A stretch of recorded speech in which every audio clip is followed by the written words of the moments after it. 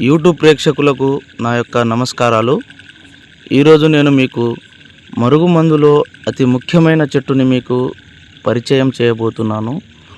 అసలు ఈ మరుగుమందు ఎందుకు వాడవలసి వస్తుందంటే, భార్యాభర్తల సమస్యలతో బాధపడుతున్న వారికి, ప్రేమికుల సమస్యలతో బాధపడుతున్న వారికి, అదేవిధంగా అత్తాకోడళ్ళ సమస్యలతో బాధపడుతున్న వారికి, ఇగో ఈ చెట్టు పేరు అత్తిపత్తి చెట్టు అని అంటారు.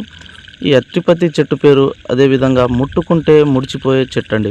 చూడండి, ఈ విధంగా ఈ చెట్టుని ముట్టుకుంటే ముడుచుకుంటుంది.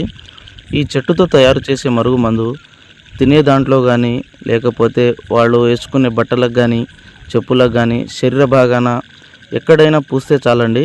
ఈ చెట్టు ఎలా అంటుకుంటుందో మనిషి కూడా అదేవిధంగా మనిషికి అంటుకొని పోతారండి. ఇది చాలా శక్తివంతమైన మరుగుమందు. చాలామంది మరుగుమందు అని ఏదో ఒక మందు పెట్టి సైడ్ ఎఫెక్ట్కి గురవుతున్నారు. తీసుకునే ముందు చాలా జాగ్రత్తగా తీసుకోండి.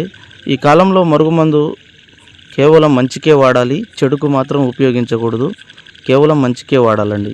ఈ మరుగుమందు పెట్టడానికి అవకాశం లేని ఎడల దూరం ఉన్న వ్యక్తిని కేవలం 7 రోజుల్లో ఫోటో వశీకరణం చేసి, అఘోర వశీకరణం ద్వారా వాళ్ళు ఎంతటి మొండివారినైనా మన వైపు వశపరుచుకోవచ్చు.